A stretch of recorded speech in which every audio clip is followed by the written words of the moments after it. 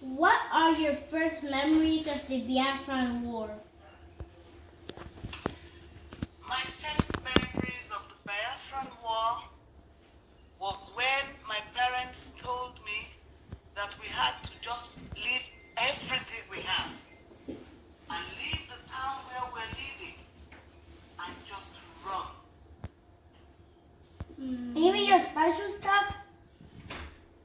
All my special stuff.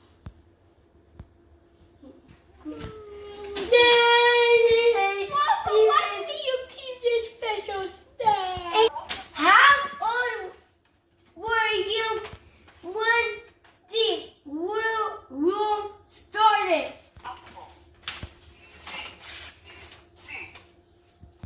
Really nice. I was a teenager. And you know what they said in Europe? Say abogo. Little young lady. Abaha.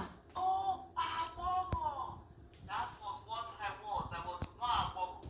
I wasn't old like this with gray hair and squinky eye and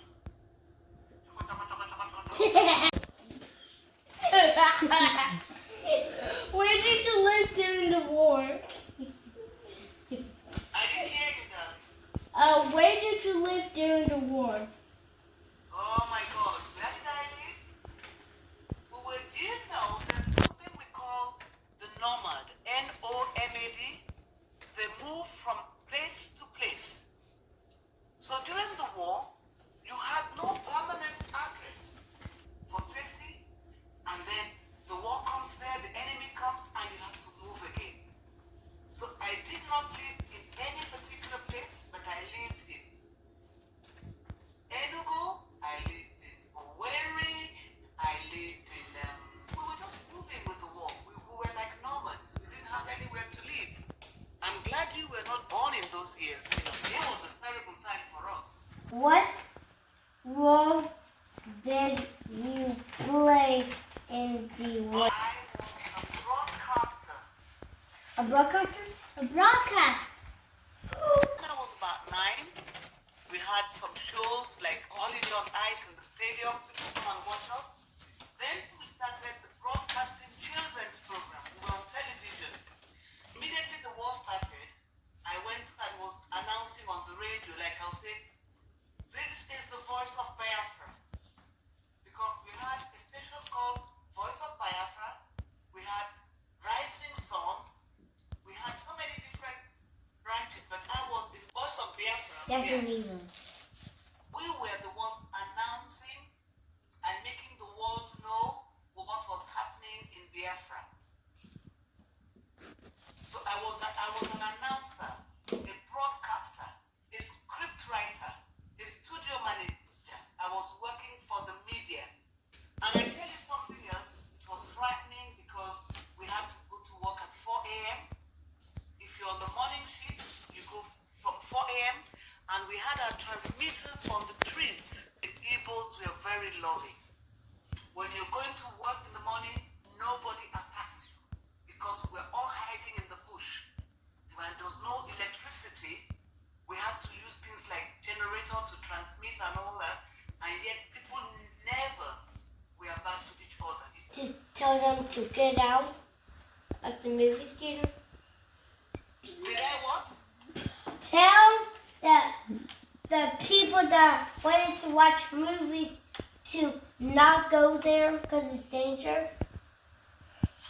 Well, Asa, during the Biafran War, there was no room for watching movies. What's the next question, sir?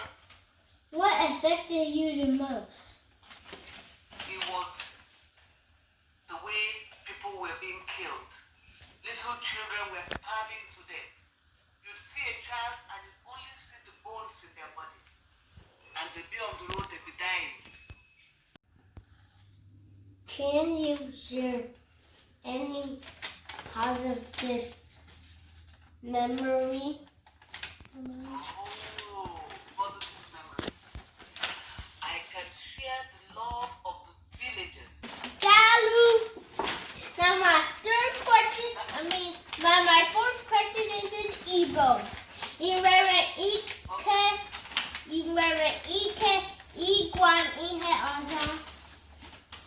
Ife ọzọ m ga-agwa gị bụ na ọ dị mma ịbụ ezigbo mmadụ.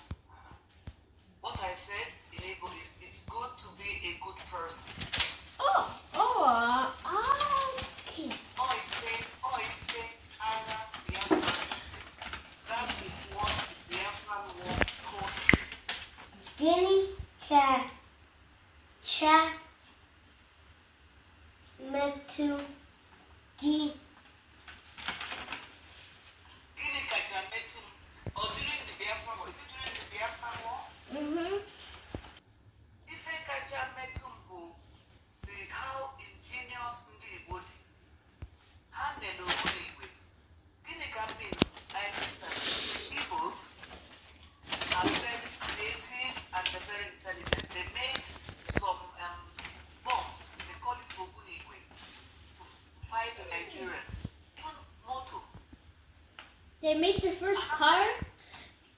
They made cars, yes, during the Biafra. How made a motor? They made their own car. They put some logs like ooh, ooh, ooh, ooh. They made Bob. They must have they must have like a long science too. Actually, well, I want to tell you that I'm so proud of you, and I'm proud that you too are following in my footsteps, because what you're doing is broadcasting and working for the media. Adi. Yeah. So Adi.